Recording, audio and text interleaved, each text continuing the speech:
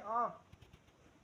So nagtawag mo si Reggie ng kain ay talagang ako'y kakain at talagang yun ang kabilin-bilinan ng aking mga magulang na pag may nagyakag ng kain.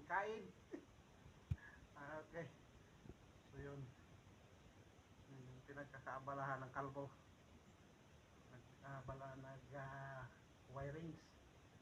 Wiring installation ng apartment. Paupahan na rin yan. Yan na maglagay din ng aircon. So natin yung mga kagamitan. Yan.